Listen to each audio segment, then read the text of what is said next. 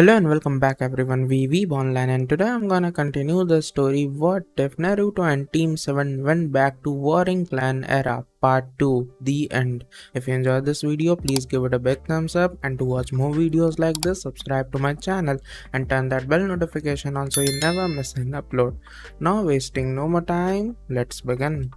Sasuke and Naruto came to a halt outside the bedroom door, twin grins on their lips as they heard the conversation inside. Despite the few fires they'd heard being set off behind them, their little trek back to the Senju compound had been surprisingly uneventful.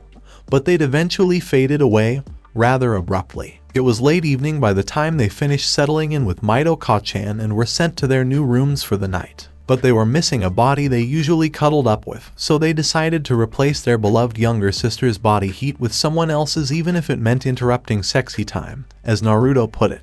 Hashirama, the kids are just down the hall. We can be quiet, he said, his pout audible through the walls. Besides, the elders are becoming increasingly anxious to produce an heir, probably because of Madara's. Naruto dashed into the room, slamming the door open. Kachan, we can't sleep, he said with puppy dog eyes. Can we spend the night with you? Sasuke trailed behind him, hesitantly peering out from behind his brother, sighing with relief when he noticed that all of his nightwear remained on. Please, he begged, his gaze fixed on their apparent new mother rather than Hashirama. Maito smiled as she patted the bed next to her. Of course, Naruto-kun, Sasuke-kun, she said, ignoring how her husband's face dropped as two small bodies clung to his wife like leeches. Wasn't there anything wrong with your rooms? No, we just kinda miss Sakura. Maito locked his gaze between them. You should have. I mean, she was really warm, which kept me and Sasuke warm, and she was squishy kinda like a portable pillow, Naruto mumbled, oblivious to Sasuke's saucy wink as he snuggled into Maito's chest. Dope. If we'd brought the Hellion back with us, the Senju compound would have been on fire. And that saucy white-haired Senju would have had an aneurysm by now, Sasuke said, making himself comfortable as Hashirama pulled the covers over his head and settled down on the other side of the bed. Maito gave a blink. Saucy? She asked herself. Naruto and Sasuke exchanged identical grins. Wonder how our wonderful Imato is doing over with the Uchiha. Naruto sighed as he sat down next to Maito. Most likely setting things on fire. Or running naked around the compound, muttered Sasuke. PFFT, snickered Naruto. What are you talking about, Sakura? Running around? Wait, okay, I can see her doing that, she's certainly insane enough to. They laughed as they stared at the ceiling, watching as time flew by, sighing as they tossed and turned, trying to fall asleep. Naruto yawned, on the verge of passing out, but jolted awake when he heard a loud guzzle-like sound next to him. His eyes widened as he noticed the matching black ones on the other side of their new mother. Sasuke, is someone snoring? He asked, his annoyance gnawing at him. You'd be correct, Kit, Kurama said in his head. The oaf behind you is though I'd strongly advise you to do something about it, he's had it coming for a long time. Yep, Naru-nai, grumbled Sasuke. Naruto smiled slyly. Would you like to do something about it? Sasuke's pupils constricted. Like what? Well, there's a really nice koi pond outside and the water could probably use a Senju-shaped decoration. What a brilliant idea, Sasuke exclaimed. Anaja, why is there algae in your hair? Tobirama asked from across the table as they ate breakfast. And what did those red-haired demons do to find you sleeping on the floor outside your room? Why do you assume it's them? Hashirama asked, pouting. It isn't nice to. Are you saying it wasn't their fault? One white brow furrowed. Really? I knew it. But, in any case, Maito and I are going to spend the day together, so would you mind? No, I haven't even finished my question. Tobirama smirked. You were about to ask me to look after the little devils. Yep, Hashirama grinned, and then he was on the other side of the door, hurriedly closing it as he spoke. Many thanks for your agreement. I never agreed to anything. And have fun. The door slammed shut, footsteps thudding as the revered Senju clan head fled from his beloved brother. Anija, he yelled. Come back here. As they ate their dinner, Hashirama yawned, stretching his arms above his head and glancing sideways at his wife. It's nice to take a day off now and then, and with the upcoming peace talks, we should be able to have more days like this. That's nice, dear, Maito murmured as she sipped her tea. But first, I think we should go find out where my kids are. The door slammed open unexpectedly, a body falling face down into the room. Tobirama croaked, feebly reaching towards his brother. Never again, Anaja. Tobai. Hashirama was there in seconds. Tobai, what's the matter? What happened? Tobirama sagged against him. Tobai, no, don't close your eyes. Don't go. His red eyes widened as he looked up at his brother. He hissed, "Shut up, you overdramatic fool. I'm attempting to sleep." Sakura scowled, rubbing her eyes down at the bowl of rice and assorted fish in front of her. She despised warm baths now, particularly with her childish body. She scowled as she yawned and picked at her dinner, her eyelids drooping. She wasn't meant to be tired. She was supposed to be getting ready to flee, but warm baths made her sleepy. She, on the other hand, refused to sleep, especially at the table. She was in hostile territory. She couldn't let down her guard. Rice smooshed against her cheek moments later, her eyes closing in the next second as she slammed her face into her meal. "Alwa," Izuna exclaimed. She dozed off during her meal. Madara groaned. "I'm not surprised with all the running around she just did," he grumbled, after chasing her all over the compound until she tripped over her own feet and face-planted the ground. The small, red-haired version of him, he couldn't deny the uncanny resemblance, but it didn't matter, was annoyingly fast and slippery, though the latter could have been due to the soap she'd been lathered in. "Where is she going to sleep?" Izuna asked, tilting his head down at the small red-haired version of his brother. "We don't yet have a room set up for her. There's a spare futon in my room," Madara sighed, running a hair through his fluffy locks. "Besides, I have a hunch she'll try to go on another little adventure as soon as she wakes up." "Alwa, you do love your daughter." "She's not my daughter, damn it," Madara hissed, fluffing up her hair. "I've never even had sex," she exclaims. "Sure," Izuna said, nodding. "Remind yourself of that, Nai-san." "I am a virgin," he hissed, enunciating each word. "Neither she nor those other two brats can be mine." "Certainly, Nai-san, whatever you say." "Damn it, Izuna. Don't sound so damned skeptical," Madara snarled, slapping his brother on the back of the head. "Do you not believe me?" "Not particularly," Izuna said, cooing at the small snuffling noises the sleeping redhead made in her sleep.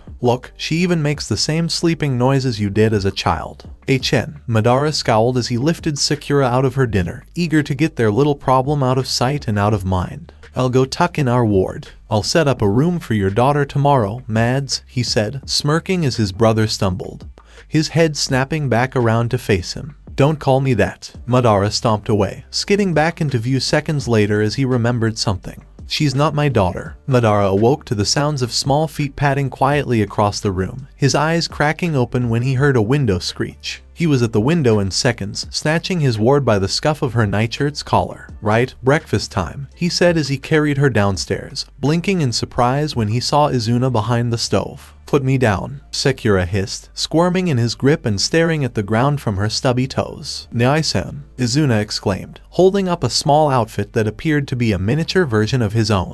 "Look at what I found for my cute little niece." He set his ward down, keeping her in the corner of his eye as he went to get his ward's new clothes from his brother. Sakura, on the other hand, looked at the cup on the table, admiring the brown liquid. She wasn't expecting hot chocolate, but she was thirsty enough that she didn't mind as she gulped it down, making a face at the bitter taste. Madara's eyes blinked. "Was that your cup of coffee?" Izuna gave a nod. "Yep, Izuna," Madara said, his gaze fixed on the burning building in front of them. Fortunately, it had been abandoned and was about to be demolished, so no harm was done. She will never be allowed to drink any caffeinated beverage again. Izuna was transfixed by the flames. "Yep," he said vehemently. "Never, ever again." "Saku, damn it, where the hell did she go?" Madara looked around, noting the absence of the tiny redhead who'd been there only moments before. A fire broke out 50 meters to their left. Izuna indicated it with her finger. "In that case," Hikaku walked through the compound, his arms full of documents. Before anything could be done, Izuna and Madara needed to sort them out. Things were heating up, especially with peace talks with the Senju in full swing.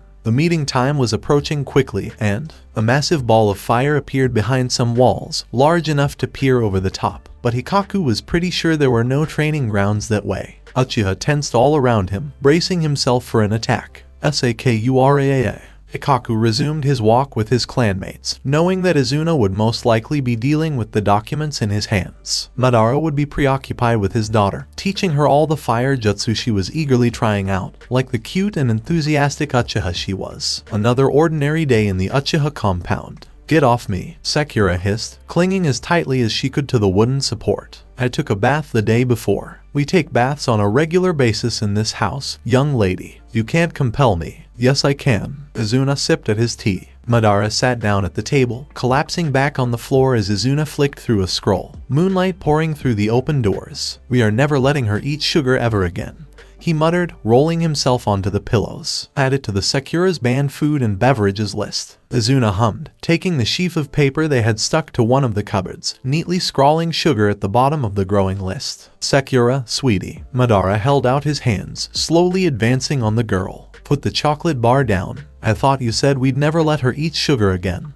Wait. Izuna peered over his older brother's shoulder. Why are you coating your senbon in poison? It'll only make her sleepy, I swear. Madara. No. Madara, yes. Nyai-san, you can't poison a child. Madara stared at the flaming red-haired spiky ball of menace. Does that thing really count as a child? Hikaku stared at the sleeping child on Madara's lap as he looked through his documents. Ah, so she's finally settling down, he mumbled, handing Izuna another stack of scrolls and papers. Madara shifted in his seat. Yeah, she just got really sleepy all of a sudden. Probably all the running around she's been doing. Hikaku chuckled. He totally suspects something, Madara muttered, absent-mindedly ruffling the red locks splayed across his chest. Sasuke stared at the super-secret scroll Naruto had stolen from the depths of Tobirama's lab, smirking as Naruto cleared a space under the man's bed to hide it. They hadn't been slacking off the past few weeks, both of them dedicated and delighted to take part in the campaign they'd started against the adult who seemed to despise their very existence. They didn't understand why he was so riled up.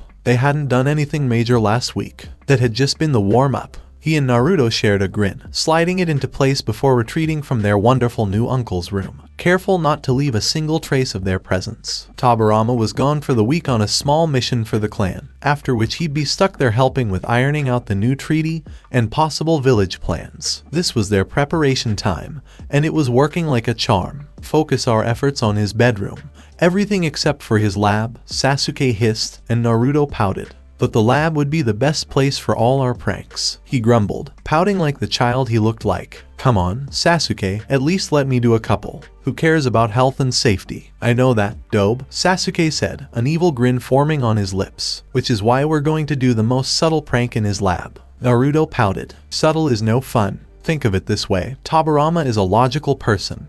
And he'd very orderly, as we can see. So don't you think he'd know his lab would be the best place for all our pranks? Sasuke folded his arms. He'd be expecting to get pranked, so if it looks like it isn't pranked he'll get suspicious, and he'll drive himself up the wall trying to figure out what we've done. Naruto blinked. So what are we actually gonna do? Move everything in his lab 2 centimeters to the left. Bet you he stumbles into something in the first hour, Sasuke said, waving the money Mito had given him. Naruto grinned. You're on. God damn it. The roar came from inside the room, and Sasuke checked the clock. 10 minutes, Dobe. Pay up. Ugh, Anaja, have you seen my scroll? Tobirama walked into the room as they were eating breakfast, and the pair kept their faces perfectly straight. They knew exactly where his special scroll had ended up, but they weren't going to ruin the fun. Tobai, you have lots of scrolls, Hashirama mumbled, chewing on his food. The one with all the dangerous jutsu. Tobai, you have lots of scrolls with dangerous jutsu. One white brow twitched. The one I usually keep locked inside a sealed compartment inside my lab.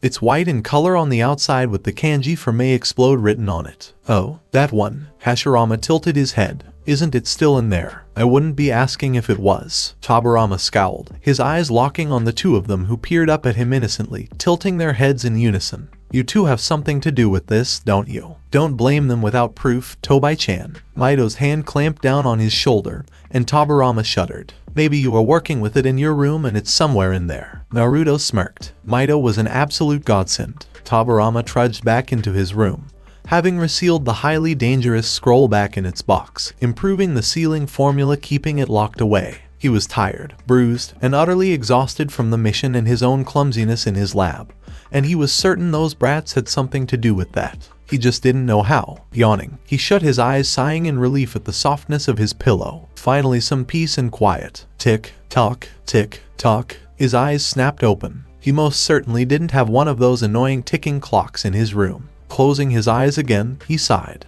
He could ignore the sound. Tick, tock, tick, tock. Tobirama smirked. He was so totally going to murder those brats. He woke up, the clock well and truly broken. It had been a good night's sleep, thankfully, so he was feeling slightly less murderous. Stumbling into the bathroom, he froze, taking a note of the hair on his head. It was pink, neon pink. You brats, want to test out these explosive notes? Naruto asked, waving the stack in front of his face. Brother dearest, you should already know my answer, Sasuke muttered dryly. Of course I damn well want to, now gimme. No, put those down. Kai. Fire exploded into the sky. Pretty, Sasuke mumbled, blinking as another explosion happened a considerable distance away from the Senju compound, which meant, nice to see our Imato is having fun too, Naruto said proudly. Run, Sasuke, Naruto yelled, laughing even as they were chased by an enraged white-haired Senju. We need to put the flagpole in the center square. Sasuke ran faster, all too aware of the man on their heels as he carried the flagpole of their favorite Senju's underwear through the Senju compound.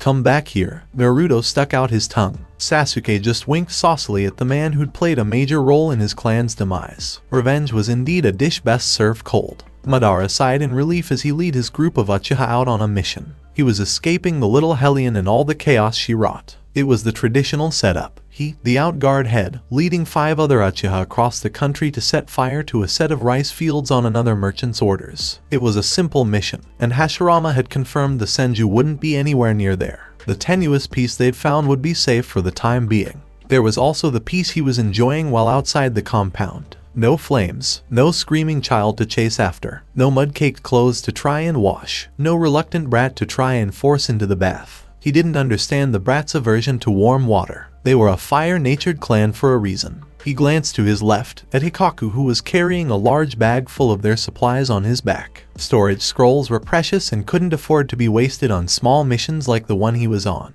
It was emblazoned with the Uchiha, as was everything they wore, and it was mauve. Madara blinked. The bag was moving. A shudder ran down his spine. Red hair was the first thing he saw as the bag popped open, stomach clenching at the spiky styling and the smaller version of his face that appeared. So where are we going then? Sakura asked, looking eagerly over at him, a smug grin pulling at her lips as his foot missed the next tree branch and he stumbled face first into the nearest tree. Sakura, he hissed, vein in his forehead throbbing. What are you doing? Just chilling out in this bag? Why? Don't you why me, young lady? He snarled, leaping over to where Hikaku had placed the bag down, Sakura still inside. You're supposed to be with Izuna in the compound. Hikaku had already moved away from the danger zone. Get out of there right now, Madara ordered, looming over her, hands on hips, restraining his killing intent as best he could. One red eyebrow rose. And if I don't? He pulled open the bag, yanking her out of there like a naughty kitten. Her legs dangling in midair as he held her above the ground, the drop a perilous height. Well, perilous for any other brat aside from the flaming little monster child in his grasp, Madara mused. We're returning to the compound. Oh, Sakura pouted. But I want to set things on fire. One finger leveled at her face. No, bad girl. Sakura scowled. Tell you what, if you let me come along with you and set things on fire, I'll spare your underwear from the bonfire I'm planning. Madara twitched, and Sakura knew she had to pull out all the stops. Large eyes watered, big pools of black staring pleadingly up into the narrowed matching ones. Her lower lip quivered, and his face spasmed. Pretty please. Scowling, he turned away, pinching the bridge of his nose in exasperation. Fine, you can come, he muttered. But, he swiveled back, tucking her under his arm, tightening his grip on her so she couldn't slip away like the slippery eel she was. You are having a bath when we get back. A proper one. I changed my mind, Sakura said almost instantly. Can we go back to the compound? No. Who the hell taught you to hold a kunai like that? He grumbled, grabbing an enemy nin by the neck. You stabbed them there, he said, taking his daughter's hand, guiding it kunai and all into the nearest vital spot. They'll bleed out quicker that way. Oh, Sakura blinked, blood-spotted face cracking into a grin as she stared up at him. Thanks to Sam. Madara turned away, hiding the flush rising in his cheeks, nearly freezing when a kunai soared past him, a few strands of sliced red hair fluttering through the air in front of him. Well, he mused, not bothering to even look as her hands slipped into the horse seal. Those idiots were dead. Only an imbecile would touch either his or his daughter's magnificent locks. It's Uchiha Madara's son. Madara snorted, folding his arms as the wall of flames erupted almost instantly. What are you idiots going on about? He muttered, soon ruffling the soft fluffy red locks of the fire-breathing child next to him. They were so fluffy and soft, like a cat's fur, and he loved cats. All Uchiha did. She's clearly my daughter. Izuna appeared next to him in a flash, and Madara blinked. His brother had been following him the entire time. You finally admit she's yours, my sweet virgin of a brother? he purred, that mocking grin on his face. "Shut up, Izuna," he hissed, bristling like the cats he so loved. "No shouting at me otherwise this time." He leant forwards, a wide smirk on his lips. "I guess the clan finally have their heir now." Izuna slapped his back, snorting at him like the unhelpful brother he was. "Grab your daughter, Mads. We're heading back now. The mission is complete," he said, glancing around at the flaming carnage that was mostly the fault of him and his daughter. Madara scooped up his cackling pyromaniac of a daughter, cradling her to his armored chest, keeping a wary eye out for any fire techniques that might be aimed at him. "Hashirama's letter was a bad influence on you," he said, glaring daggers at his brother. The brat wouldn't stop calling him Mads now, and it was truly and utterly that oaf's fault. Sighing, he continued on their journey through the trees, silently lamenting the fact that Sakura was now officially his daughter, despite the fact he was truly and utterly a virgin and therefore couldn't be her biological father. She wasn't cute in the slightest whenever she tried to. Wait, the cackles were kind of cute, as was the bloodthirsty grin on the miniature slightly more feminine version of his face. He'd almost forgotten he once used to be that small. It was just so Uchiha. Fuck, he thought, staring down at the adorable little red-haired version of him. He was attached. "The peace talks begin tomorrow," Izuna mumbled, sitting in the warm water of the clan's baths, glancing over at their cousin Naori as she sat on the other side. They were all clan members and had no need to worry about peepers. "I wonder how Sakura's brothers have been getting on with Tobai-chan. The elders are making a fuss already," Naori informed him, opening her mouth to continue, only to be cut off by the all-too-familiar voice of his niece. "You'll never take me alive." Sakura clung to the wooden support as she had many a times before, hissing like an angry cat as she stared at the pools of water that her so-called father was trying to drag her towards. "Sakura, stop being a little brat and take your damned bath," Madara hissed, furiously tugging at her ankles as she all but hugged the wooden pillar. "We're meeting with the Senju and your brothers for the peace talks tomorrow, so for the love of all that's holy stop being difficult." "Never, Awa," Izuna mumbled, sighing longingly as he relaxed into the waters even further. "My niece is so adorable when she gets like this." Madara shot him a glare from across the flagstones. "Say that again and you can try and get her in the water," he barked, still trying to pry Sakura from the wooden support. "Sakura, you are representing the Uchiha. You need a bath." "You can't make me," she snarled. "Yes I can," he hissed. "Water style, water prison jutsu," Madara declared, having already dropped her ankles all of a sudden to weave the hand signs. And then Sakura was trapped in a ball of cold freezing heavy water. She let go of her support, snarling and kicking wordlessly as best she could, even as the water dropped away, and Madara scooped her up and dragged her over to where the soaps and shampoos were. "Family bath time," Izuna crowed, giggling under the glare Sakura shot his way, which really lost its effect with Madara scrubbing at her hair, lathering the shampoo there. Sakura refused to admit it felt nice on her scalp either. Hot water was dunked over her head, washing away the hair product, leaving her very much looking like a drowned cat. Her gloriously spiky red hair was pressed flat against her skull, and Sakura decided enough was enough. She'd be getting her revenge. Muttering curses under her breath, she grabbed the bottle of shampoo, appending it over the irritatingly glossy spiky locks. He'd been sitting down already, so she'd had to stand on her tiptoes just to do that thanks to her irritating lack of height. Her hands yanked on his hair, crushing into his scalp under the guise of washing his hair for him. She smiled vindictively. Revenge was sweet. All too soon though, her wonderful revenge was over and she was being carried towards the pool of warm water by a suspiciously smiling Madara.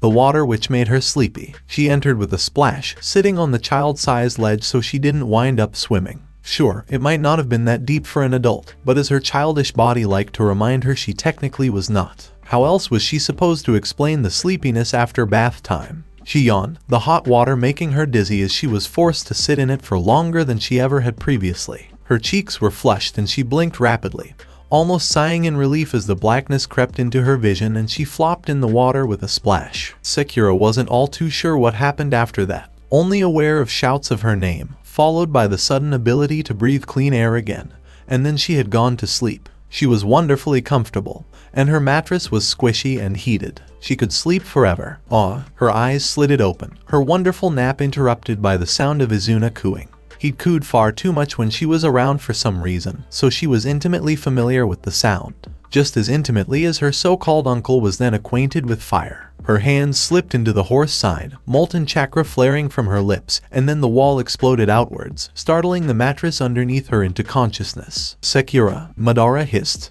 Quiet, mattress, she grumbled, tucking her head back into the crook of his neck, falling back asleep on top of her talking mattress without another word. It turned out Madara had his uses after all. He made for an excellent pillow. Madara. Hashirama waved him over. Glad you could make it? Wait. He peered closer at him. Are you using a new face cream? Madara sputtered. What the hell are you going on about, Hashirama? He asked, ignoring Tobirama who was burying his face in his hands. Your eye bags don't look as prominent. Hashirama Madara hissed, taking a deep breath, composing himself abruptly, one hand mussing in the spiky red locks of his daughter who sat next to him primly. Did you bring my sons like I asked you to? Izuna smirked beside him. Not a word, Madara snarled. I'm saying nothing, Nai-san, Izuna said, grinning all the while. Oh, Naru-chan and Sasuke-chan are playing outside. Mito's keeping an eye on them, Hashirama said, waving towards the screen doors that led to the Ingawa and down into the garden. Sakura-chan probably wants to go and see her brothers, doesn't she? Madara turned to her. Sakura, she grinned. Yes, Tusan, she said, nodding vigorously. I want to go and play with my brothers. Madara nodded, watching as she went and trotted off with those small adorable limbs of hers. Children were oddly cute, especially when they were miniature versions of him with red hair. Oh, and Madara, Hashirama lifted a parcel from the empty seat where Mito should have sat. I remembered you complaining in your letter that you couldn't find one, so I made this for you to give to your daughter. He beamed, ignoring Tobirama's loud sigh of exasperation. At least, I assume it's for her. I'm glad you're getting along. Izuna nodded sagely. Yeah, my cute little niece has been getting friendlier with us. I mean, on the way over here she only tried to set us on fire 7 times. Only 7. It's a real improvement. Madara smiled, unwrapping the small miniature gunbai. His daughter really was so adorable. Fire exploded outside, the flare of heat and light very visible through the open doors. The ground started shaking rhythmically all of a sudden, and Madara hummed to himself, wondering about the best time to present his adorable daughter with her present. Awa, Izuna mumbled, staring at the flames bursting into view every couple of minutes. Looks like Saku-chan is having fun with her brothers. Hashirama and Tobirama stared outside with blank faces. I'll go and give her this present, Madara mumbled, hefting the miniaturized version of his favorite weapon up with ease. She's been such a good girl as of late, and she hasn't even burnt down any buildings that weren't scheduled for demolition in the last few weeks. Naruto and Sasuke blinked, staring at the sight in front of them with unconcealed horror as their loving sister smiled up at Uchiha Madara, whom she should have hated, and chirped, "Thanks, Tusan." Naruto gulped, eyeing the smaller version of Madara's gunbai in Sakura's hands. The present Madara had just given her all of a sudden. Sasuke watched as Madara ruffled his sister's spiky red hair before heading back inside. Sakura's grin turned outright sadistic, and she hefted her gunbai. Come on, Sasuke Nyai. Naruto Nyai. Let's play. Naruto, why in the ever-loving hell did we think leaving Sakura with Madara was a good idea?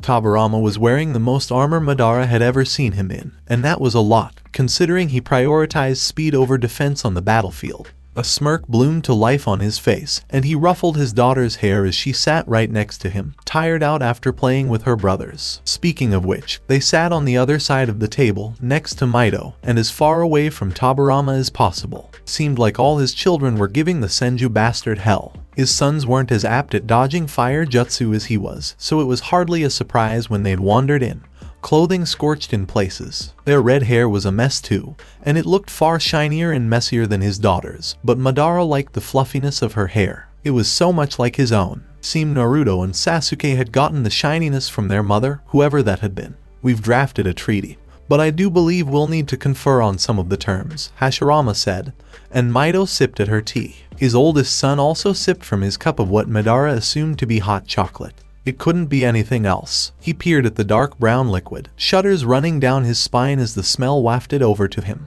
Madara shuffled back, eyeing his eldest, clamping a hand down on his brother's shoulder. He's drinking coffee. Izuna blinked, eyes snapping onto Naruto, a bead of sweat rolling down his neck. I noticed a while back, Nai-san, he said, hands clasped in front of him, ready to unleash the necessary water jutsu. I'm all set. Good. Hashirama's eyes blinked. What are you talking about? Why did you give him coffee? Madara inquired, his gaze fixed on the oddly calm Uzumaki Uchiha sitting on the other side of the table. He was almost imperceptibly still. Naru-chan, Hashirama asked, blinking. Oh, he adores coffee, it helps him unwind. Relax, Madara asked, her brow furrowed. Naruto sipped his coffee and stared at the table as the discussion about him continued around him. It tastes wonderful. Maito-ka-chan makes the best coffee in the world, he mused as he drank another mouthful. But Sasuke always gets twitchy when he drinks it for some reason, I'm not sure why. Sakura-chan, Hashirama called out to his adorable daughter. Do you like my wife's coffee? Madara became immobile. Izuna looked up. What? He hissed, spinning around to look at Sakura's cup. It was already halfway empty. How come you'd give her coffee? Oh, Hashirama said, oblivious to the growing danger. After she'd finished playing outside, I went and asked her what her favorite drink was. Fool, Madara muttered, her face pale. Utter idiot. Tobirama blinked, perplexed. How are you liking it, Sakura-chan? Hashirama asked, smiling kindly at her. Sakura's grin was toothy. Delicious. Izuna sobbed. Madara was up and running in seconds, assisting Izuna out the door as they dashed out into the garden. Izuna, bunker jutsu. Now, he hissed, ignoring the house exploding in flames behind them, which were quickly extinguished by a massive water dragon. In all honesty, he was relieved to see Tobirama. He no longer had to worry about putting out the fires. Sakura pouted as she gazed at the newly rebuilt house. On fire, it looked so much better. She wanted to set it on fire again, but the pre-Nidaime was on her tail, and he was stalking her like one of her father's hawks. So, instead of practicing her fire style, as her father put it, she sat at a table with her brothers, stroking her miniature gunbai the whole time. I'm bored, Naruto grumbled, exactly expressing her own feelings. Sasuke just stood there, nervously staring between her and her gunbai. I want to set things on fire, Sakura muttered as she flopped onto her back. She'd had a little too much fun with Naruto and Sasuke earlier, so her vengeance was gone. She sighed contentedly, recalling the thrill of chasing them around the Senju compound with gunbai and fire jutsu at the ready. The ceiling would look so much better if it were a flame. Kaburama sneezed. Hardly. HN, Senju, you have no taste. Then I guess we have no choice, Naruto said, and Sakura perked up, a smirk splitting her lips at her brother's mischievous glint in his eyes. Sasuke sat up straight, his gaze almost demonic in nature. They turned as one, matching grins on their faces, their eyes locked on the red set of the man who'd been left in charge of them. Tobirama took a step back, a frisson of fear running down his spine. Sakura clenched her teeth as their white-haired minder vanished, her excitement growing as she considered the chase and the numerous fire jutsu at her disposal. Allow the hunt to begin. Madara sat on the Ingawa, watching the sun go down, with Izuna and Hashirama on either side of him. The discussions would continue the next day, but for now, they could unwind. The breeze was pleasant, as was the temperature, and the atmosphere was unusually peaceful. Part of him missed constantly watching his daughter's antics, but the peace and quiet was welcome. Until Tobirama appeared in front of them. That is, ugh, Senju, what are you doing? A blade pierced his abdomen, the metal gleaming in the light. Tobai Hashirama murmured, his eyes widening. Tobirama blew up in a cloud of smoke. Alwa, Sakura sighed as she stared at the empty space in front of her. Number 11 is down. Hashirama's eyes blinked. Izuna looked up. Madara smiled. I have taught you well, Saku-chan, he mumbled, blinking as his daughter leapt into him for a hug, blade discarded behind her. Tobai Oji suddenly started playing hide and seek, Sakura said, sitting on her father's lap, smiling as Izuna began playing with her hair, whispering about how proud he was the whole time. Somi, Naru, and Sasu-chan all teamed up to find him, but he made a bunch of shadow clones. So we're stabbing them to see if we've found the real one, she said brightly as she turned to face Hashirama. Don't be concerned, we always try to target non-vital areas. Hashirama didn't appear at all reassured. I'm glad you and your brothers are getting along now, Madara said, smiling proudly. Those stabbing wood clones would be far more satisfying. She continued, oblivious to the fact that the pre-shot aim was moving away from her. What are your thoughts, Senju-sama? Hashirama grinned. As well. Sakura cocked her chin. Why are you so far away? Her teeth were clenched. Could you please come closer, Senju-sama? Because peace talks took time. Madara found himself in the same house as Hashirama, and he claimed to have heard the idiot snore. He had no idea how his wife could sleep through it. Uzumaki Maito was a fearsome woman. But, speaking of formidable, Madara looked at his empty chest, then at the empty sheets next to him, slightly pouting as he wondered where his daughter had gone. Perhaps she was having affairs with her brothers. He bit his lip, a small part of him missing the familiar weight, and the cute daughter who kept his clansman and idiot brother from waking him up too early. His daughter was a true fire jutsu master and she should have been using him as a mattress as usual. It doesn't matter, Madara mumbled as she rolled over in her sleep. I can deal with, damn it, he grumbled as he climbed out of bed, pulling on a shirt emblazoned with a uchiwa as his curiosity took over. He might as well go see where his son slept. He moved cautiously through the house, peering into the bedrooms and freezing when he finally found them. His entire family, as he watched them twist and turn. His eyes bled red, burning the scene into his memory. Sakura's fluffy red hair was barely visible between a sprawled-out Hashirama and a peacefully sleeping Mito. Naruto's foot was firmly pressed into Hashirama's face, his own tiny face right next to Mito's, while Sasuke slept peacefully atop her chest. He suppressed his murderous intent by ignoring the sliver of jealousy that rose within him. And if he stayed for a few hours, it was none of his business. He couldn't resist the urge to return the night after that. Given that his daughter appeared to prefer sleeping there with her brothers rather than dragging them over to his sleeping quarters. Pouting, he peered around the doorframe, his eyes bleeding red as he took in the cuteness that was his sleeping children. And one of them was always shoving a foot or other body part into Hashirama's face. He couldn't resist the urge to return the next night, or the night after that. It wasn't his fault his kids were there, nor was it his fault they were so damn cute. Besides, if Hashirama and Mito really wanted him to stop, they'd tell him. Then he'd just have to be much more sneaky on his next visit. Mito sighed, slowly wriggling away from the three small children who were clinging to her in their sleep, biting her lip as 3 sets of eyes blinked open. For a few moments, they looked at her pleadingly. "I'll be right back," she said quietly, watching them all sit on the edge of the bed. She'd had enough of that chakra signal hovering outside their door every night for a few hours. If her children's father wanted to cuddle up with them, she'd make it happen. She couldn't, after all, deprive the precious little red-haired beans of their adoring father. Madara had done an amazing job teaching little Sakura-chan all of those fire jutsu. And there was a tiny part of her, as with most Uzumaki, that enjoyed watching things burn. They lived in the middle of the sea for a reason, and despite their love of water, they were drawn to flames. "Please wait here until then." She bolted, quietly and precisely wrenching the door open as quietly and quickly as she could, her hands snaking out to grab the fleeing Uchiha. "Get back here, damned Uchiha," she hissed, pulling him back by the oversized collar of his sleeping robes towards her in Hashirama's room. "Get off me, you crazy Uzumaki," hissed Madara. "Oh, for crying out loud, Uchiha, get in," she said as she jerked her head towards the bed. "What? You must have heard me. Get in," Mito hissed loudly. "I'm sick of you creeping around like a creeper, so shut up, go to bed, and cuddle our damn children if you want to cuddle them. When did you make the decision to become their mother?" Madara screeched a whisper. "You're the wife of Hashirama. Uchiha, enter. I'm not going to ask again." Madara huffed as he climbed into the middle of the bed, his gaze fixed on Hashirama's back as he lay on his back. A familiar weight soon settled on his chest, spiky red hair revealing who'd arrived to take their usual spot. He was being used as a mattress once more. Madara sighed contentedly. He'd never admit to taking pride in being used as a human mattress. However, what they didn't know wouldn't harm them. Madara blinked as he found himself sandwiched between Mito and Madara,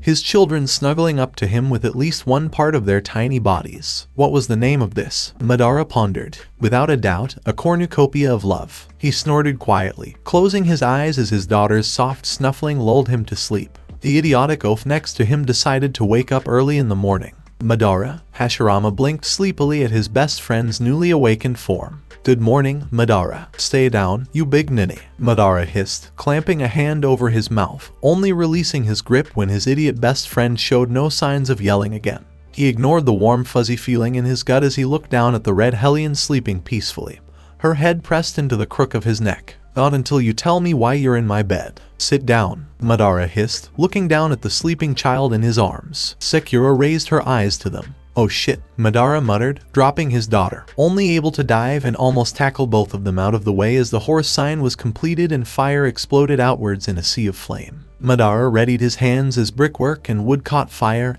and exploded outwards, but the fire was quickly extinguished by a wall of water. Then Madara felt a small weight that could only be his daughter collide with his back, teetering on the precarious balance he'd found in the rush and sending him tumbling down on Hashirama. The thud of footsteps met his ears as his eyes widened alongside Hashirama's, the beat of those feet thunderous as it grew louder and louder until the door slammed open. Tobirama walked into the room with a vengeance. "Does anyone want to tell me why I just had to put out a," he trailed off, furiously blinking at the sight in front of him. As Mito cheered in the background, Hashirama was on his back, his silky brown hair pooling around his head, his face almost completely hidden beneath the one whose lips were locked on his. As they stared at the scene in front of them, Naruto and Sasuke shuddered, looking slightly traumatized. This brings back memories, Sakura exclaimed, cackling wildly as Tobirama stared at the scene before him. Madara jerked back, coughing and sputtering, and Hashirama rolled onto his stomach, still trapped between Madara's thighs,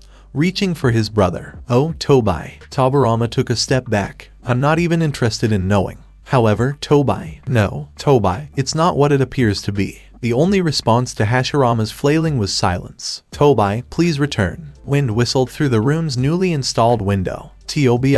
Madara smiled as he looked down at the village he and Hashirama had created together. "Konohagakure, the hidden village in the leaves," he said, ignoring Hashirama's moan about how simple it was. It was already that time of year when the leaves were falling and drying to a crisp, ideal kindling material, which was probably why Tobirama seemed so eager to cut down a good number of them and sweep the leaves out from under the rest. "Aren't Naru-chan, Sasuke-chan, and Sakura-chan starting at the academy today?" Madara closed his eyes as Hashirama's grin widened.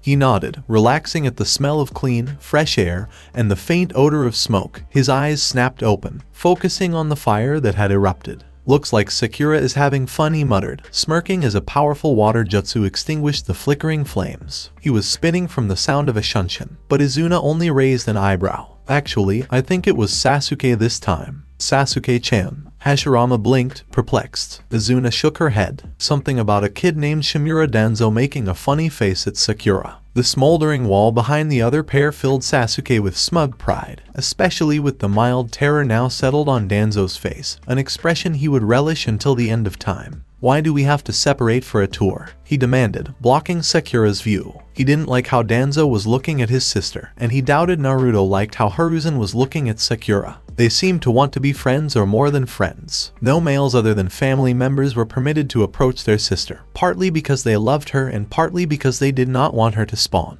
They didn't need any more Sakuras when they already had one. "We can go together," Sasuke said, folding his arms. "But Kagami has already taken Sakura for her," Hiruzen began. "What?" Sasuke hissed, spinning around to find Sakura had vanished, much to his chagrin. His eye twitched and his feet pounded as he rushed to find his missing sibling, if only to prevent her from causing further damage. "You simply need to add more chakra," Sakura chirped as she flipped through the hand seals for the Uchiha's signature jutsu. "Cool." Sasuke felt a pool of dread form in the pit of his stomach as Kagami grinned brightly and mimicked his sister's motions. This was not going to be a happy ending.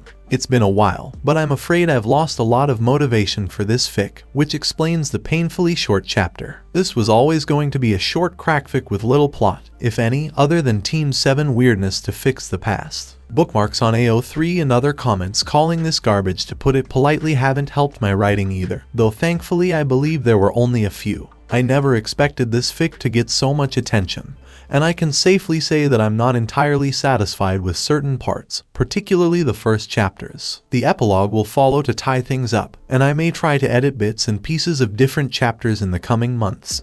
But for now, I'll be moving on to my other less cracky fics. Though if I get the urge, I might write a slightly more realistic Warring States time travel fic involving Team 7 redheads, still with some crack but mostly plot and awesomeness. Who knows, I might do a Twiceborn universo. I do have a few other ideas that I want to write down, and I have a lot of WIPs that I need to finish. And that was the life story of 3 of arguably the most terrifying Konoha shinobi, Iruka said. His words rang out in the classroom's silence, and then the chatter began. "But," he roared, glaring around at everyone, "that is not an excuse for any of you to start running around and setting things on fire." Sasuke shifted his weight in his seat. "Why are you staring at me, sensei?" He bit his lower lip. "I was named after Uchiha Sasuke, the most sensible of the trio." "Uchiha Sakura was the prettiest," Sakura mumbled, staring at the spiky-haired Uchiha with wide eyes. "Hardly," Ino declared, her gaze fixed on her ex-best friend. "Naruto Uchiha was. Look at how shiny his hair is and take a look at the photo of him when he'll be our age," she went on.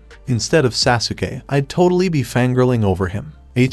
What is it that he has that I don't?" Naruto grumbled, staring at the 3 pictures. "Isn't it just because he's a Uchiha as well?" "Iruka sensei, how did they die?" Sakura inquired, her gaze fixed on her textbook. It's unclear whether they died in battle or of old age. Iruka gave his brightest student a friendly smile. Unfortunately, neither. Their bodies were never found, but their last known location was marked by a massive Fuinjutsu array that experts have yet to figure out what it was supposed to do. Officially, they're listed as Mia because Tabarama-sama, quote, doesn't believe those little shits are dead. The scent of something burning hit their noses as if in response to that statement, and Iruka stiffened, his eyes widening as a massive burst of smoke erupted at the front of the classroom right beside him. Coughs erupted within him, and he moved to put himself between the perceived threat and his students. Damn you, Sasuke. Iruka blinked, returning his gaze to his student, but the sound came from within the smoke. Naruto is supposed to be the one who gets us into these situations. The feminine voice was high-pitched. Why am I speaking so loudly? I have the voice of there was a brief moment of silence before I'm going to kill you, Sasuke.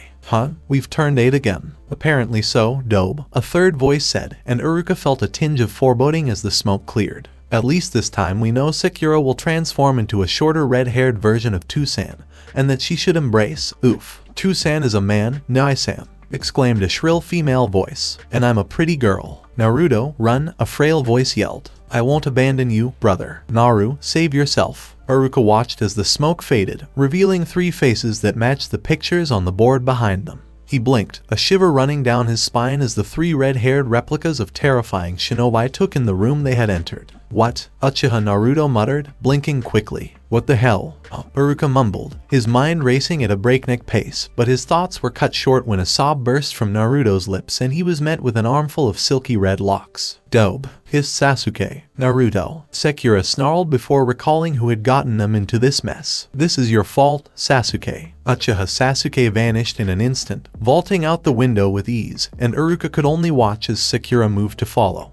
But she paused instead, black eyes locked on the form of one Haruno Sakura. Phew. Iruka was too preoccupied with a sobbing redhead to intervene when Uchiha Sakura leapt onto the table in front of the pinkette. Unlike me, you'll have enough chakra control for it. Thanks to some idiot, Naruto shivered in his arms. So her grin was toothy. Would you like me to teach you how to break people like twigs? Haruno Sakura's eyes were filled with love. Yes. Uchiha Sakura smiled smugly before grabbing the other Sakura and tucking her under one arm and disappearing to who knows where. Iruka patted Uchiha Naruto on the back, waving another teacher over to go inform the Hokage while attempting to calm the sobbing Uzumaki Uchiha who clung to him like a lifeline. As the lid of the coffin was lifted, he was met with a view of fire and flame. Tabarama stepped out of the coffin, sighing quietly, registering the other presences who'd evidently been resurrected. Tabarama sensei, Saru said. Isn't it them? He asked, running his hand through his hair as he realized the jutsu was being used for what he'd intended because he knew those brats weren't going to die and he was the only one skilled enough in water jutsu to keep up with them. Typical. I knew they were too tenacious to perish in a pitiful ceiling accident. As he stared at the devastation, Madara smirked next to him, preening like one of his beloved falcons. I raised them properly. Mito laughed. Do you mean we? Itachi swallowed silently as he stared at his manically cackling cousin on the burning training ground in front of him.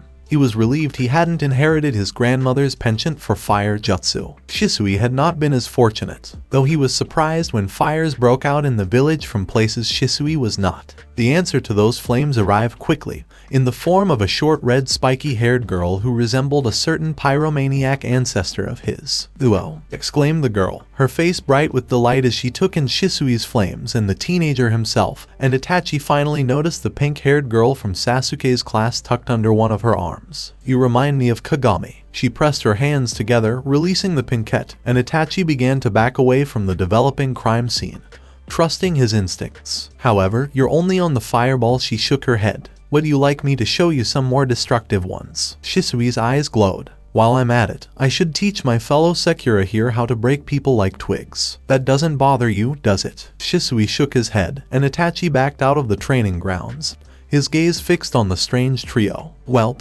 Itachi stared at the motley crew, shivers running down his spine as craters appeared in the ground and flames burned in the background.